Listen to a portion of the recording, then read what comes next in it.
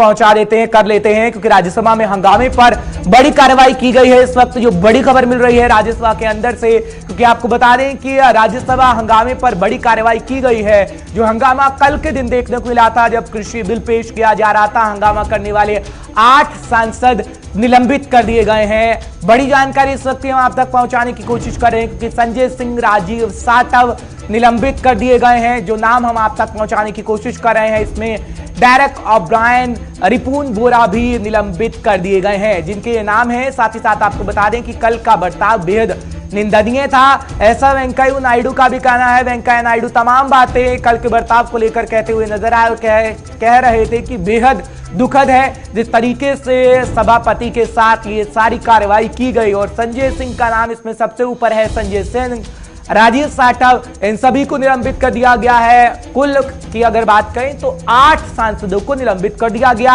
यानी राज्यसभा में जिस तरीके से हंगामे की कार्रवाई हम देखने को मिल रहे थे, कल जो हंगामा किया गया, अब उस पर बड़ी कार्रवाई की गई है, क्योंकि कल वेल में आ गए थे आप सांसद, कांग्रेस सांसद, जिसके बाद 8 सांसदों पर कड़ी कार्रवाई की गई है और निलंबन का प्रस्ताव भी जिस तरीके से दिया गया, अब 8 सांसदों को निलंबित कर दिया गया।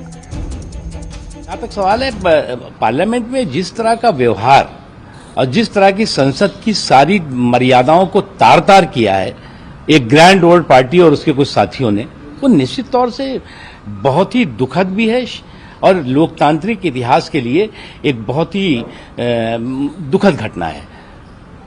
इसका जनता हिसाब किताब करेगी उनसे।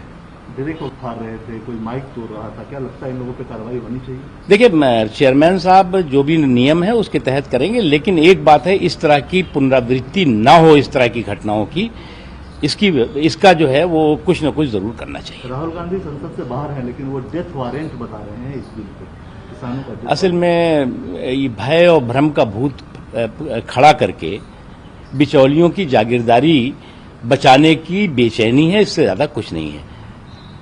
आप न डिस्कशन करना चाहते हैं, न डिवीजन करना चाहते हैं, ओनली डिस्टर्बेंस और कंफ्यूजन क्रिएट करना चाहते हैं, और वही उनके युवराज भी कर रहे हैं। देखिए, राहुल गांधी जी जो ट्वीट कर रहे हैं और सभा से अनुपस्थित हैं, उनसे मैं पूछना चाहती हूँ कि कांग्रेस के मैनिफेस्टो में संविदा पर खेती अथवा किसान को इस प्रकार की सहूलियत देने की बात कही गई थी, तो कांग्रेस का 2019 का मैनिफेस्टो क्या काला मैनिफेस्टो था?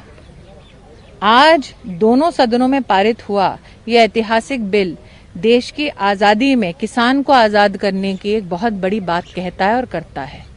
ये दोनों बिल की प्रतियां मैं आपके लिए लेकर आई हूं। उसमें क्या लिखा है कि देश का किसान देश के किसी भी व्यक्ति अथवा संगठन को अपना जो फसल है उसको बेच सकता है और अपने निर्धारित मूल्य पर, उसकी मर्जी पर कितने पैसे पर बेचना उस पर बेच सकता है, और 3 दिन में किसान का भुगतान करना पड़ेगा, और ना किसान की जमीन गिरवी रखी जाएगी, ना किसान की जमीन बेची जाएगी, ना रिकवरी में किसान की जमीन को हाथ लगाया जाएगा। किसान की जमीन, उसकी फसल और उसकी आय को सुरक्षित करने वाले इस कानून से।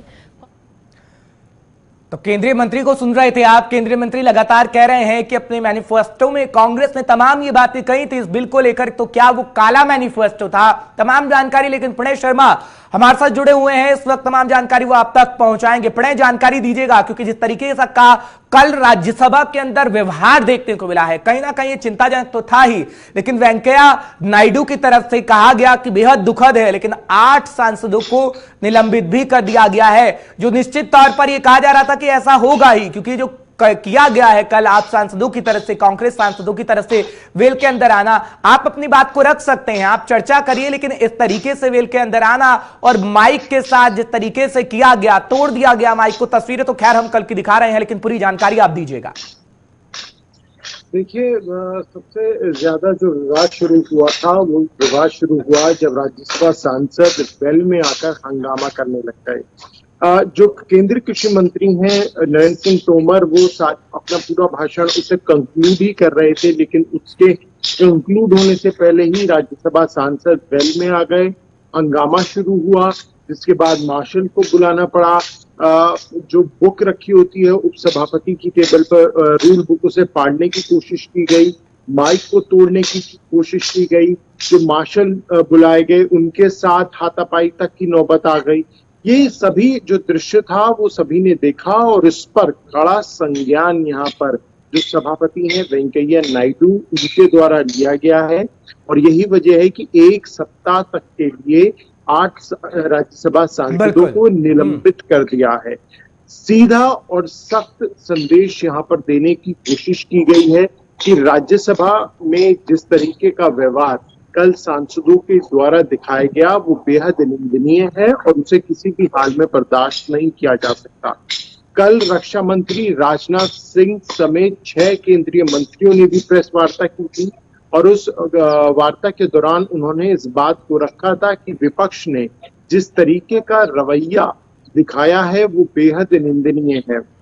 आज जो सदन में जिस तरह की कार्रवाई इन 8 सांसदों के खिलाफ की गई है, इसकी उम्मीद तो की जा रही थी, लेकिन इतनी जल्दी होगी ये किसी को उम्मीद नहीं थी। हो सकता है कमेटी का गठन होता, रायशुमारी होती और उसके बाद इनके खिलाफ कार्रवाई की जाती, लेकिन सरकार की तरफ से सख्त संदेश दिया गया है कि किसी भी हाल में इस तरह का व्यवहार को बर्दाश्त नहीं किया जाएगा। अपर हाउस में की जो गरिमा है उसे बनाने की पूरी कोशिश हमेशा रहेगी। और आज वेंकैया नायडू की तरफ से भी, जो कि सभापति हैं, उपराष्ट्रपति हैं, उनकी तरफ से भी वक्तव्य सामने आया है और उन्होंने भी इस पर अपनी गहरी चिंता जताई है।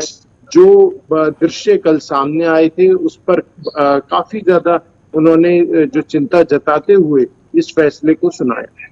लेकिन प्रणय, अगर विपक्ष की बात करें तो विपक्ष पहले तो कह ही रहा था कि तानाशाह सरकार है, लेकिन इस वक्त भी विपक्ष का ये कहना है कि ये सब जानबूझ के किया जा रहा है, क्योंकि किसानों के बिल को लेकर वो तमाम बातें रख रहे हैं संसद के अंदर, राज्यसभा के अंदर, इसलिए ये सब कार्रवाई की जा रही है बदले की भावना को लेकर। हालांकि अगर हम बात करें वेंकैया नायडू की, तो वेंकैया नायडू का कहना एक तरीके से सही भी है और वो कह रहे हैं कि बेहद निंदनीय है जिस तरीके से ये सब चीजें की गई हैं, ये सब किया गया वेल के आगे आके और वेल में आकर जिस तरीके से किताबें फाड़ी गई हैं, माइक को तोड़ा गया है। लेकिन विपक्ष तो कह रहा है कि तानाशाह सरकार है और बदले की भावना से ऐसा किया गया। प्रणय, देखिए, दरअसल कल विपक्ष को ये उम्मीद थी कि जो आंकड़ा है वो सरकार के पास मौजूद नहीं है और इसी बात को लेकर वो लगातार मांग कर रहे थे कि नंबर्स को गिनवाने की आवश्यकता है, जो बिल को लेकर आए हैं उन मतों का विभाजन होना चाहिए।